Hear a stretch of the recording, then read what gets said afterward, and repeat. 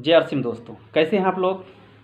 आज मैं एक ज़बरदस्त टॉपिक के ऊपर बात करना चाहूँगा। पिछले अध्याय में हमने बात किया था 100% प्रोडक्ट यूज के बारे में, और आज मैं बात करूँगा सेल्स के बारे में।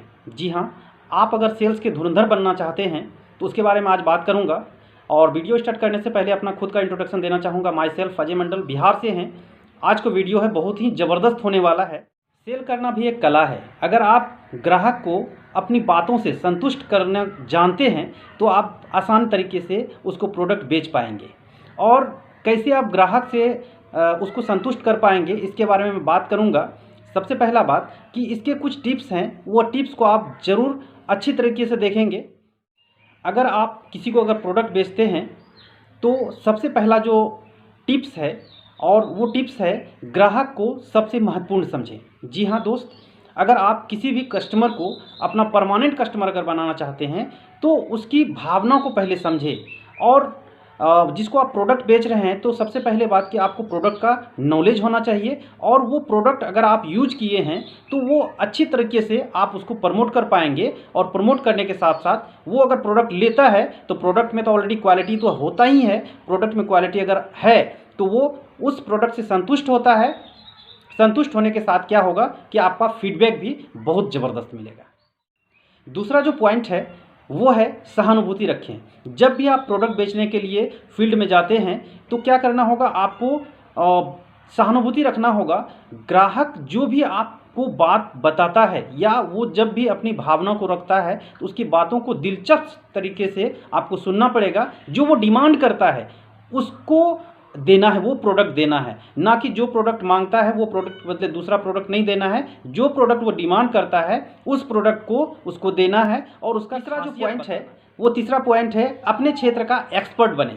जब भी आप ग्राहक के पास जाते हैं, प्रोडक्ट सेल करने के लिए जाते हैं, तो वो प्रोडक्ट का विशेष नॉलेज आपको होना चाहिए। अगर कोई प्रोडक्ट जो है आप किसी ग्राहक को अगर देते हैं तो उसका विशेष जानकारी आपके पास होना चाहिए, और उसको जानकारी दे करके प्रोडक्ट अगर सेल कर, जैसे अगर उस व्यक्ति को कोई भी प्रोडक्ट अगर देते हैं, मान लेते हैं कि आपने अगर हेल्थ गार्ड ऑयल दिया, आरसीएम का जो खाने वाला तेल है हेल्थ गार्ड ऑयल, अगर वो तेल उसको आपने दिया तो उसके बारे में आपको उसका खासियत बताना है कि हेल्थ गार्ड खाने से आपको कई तरह की बीमारी से रक्षा होगा, ये तेल खाने से गैस नहीं बनेगा इत्यादि। यानी कि जितना भी उसका खासियत है उस चीज़ के बारे में उसको बताना पड़ेगा। तभी उसके बारे में आपको पता होना चाहिए कि हेल्थ गार्ड में जो है 3 एंटीऑक्सीडेंट है, वो तेल खाने से 24 प्रकार की बीमारी से रक्षा होता है। और ये तेल अगर कंटिन्यू अगर कोई भी अगर व्यक्ति अगर इस्तेमाल करता है तो उसका गैस नाम का कोई चीज़ नहीं रहता है। ये तेल खाने से 24 प्रकार की बीमारी से रक्षा होता है, और ये तेल हमारे स्वास्थ्य के लिए बहुत ही ज़बरदस्त है। ये सब इत्यादि बहुत सारी ऐसी जानकारियाँ, बहुत सारी ऐसी नॉलेज आपको होना चाहिए। और साथ ही साथ कंपनी का जो है उसका बेसिक जानकारी भी होना चाहिए, ताकि अगर कंपनी के बारे में अगर कोई सवाल अगर पूछे उससे रिलेटेड जो है उस ग्राहक को जो है आप अपनी बातों से जो पॉइंट है, सामान बेचने के बाद ग्राहक से संपर्क करना। अगर आप कहीं पर भी किसी भी फील्ड में अगर जाते हैं, कहीं पर भी अगर जाते हैं, प्रोडक्ट जहां भी सेल करते हैं, तो उस ग्राहक का जो है आपको कॉन्टैक्ट नंबर लेना है, और समय समय पर उसको फ़ोन करके ये फीडबैक लेना है कि आपको जो मैंने प्रोडक्ट दिया था वो प्रोडक्ट कैसा लगा। फीडबैक अगर लेते रहेंगे तो उसके माध्यम से और भी ग्राहक आपको मिलेंगे, और क्या होगा कि आपका जो है ग्राहक भी बढ़ता जाएगा और आपका सेल भी। पांचवा पॉइंट है अपने काम के अनुसार अपने आप को मेंटेन करना। जी हाँ दोस्त, अगर कभी भी आप अगर फील्ड में जाते हैं प्रोडक्ट सेल करने के लिए तो आप क्या होता है क्या कि अगर आपका पोस्टर बढ़िया है, अगर आप स्मार्ट बन के अगर जाते हैं तो क्या होता है कि आपको देखकर भी जो है लोग एट्रैक्टिव होता है। और आप अगर प्रोडक्ट के बारे में अगर उसको बताते हैं तो गौर से वो सुनता है, तभी वो प्रोडक्ट साथ ही साथ आपका जो व्यवहार जो होना चाहिए बहुत ही मिलनसार, यानी कि दोस्ताना अंदाज होना चाहिए। आपको बात करने का सलीका होना चाहिए और प्यार से बात करना, तभी आपका जो है ग्राहक हमेशा आपसे प्रभावित रहेगा। और मैं कुछ इम्पोर्टेंट मैटर में बात करना चाहूँगा।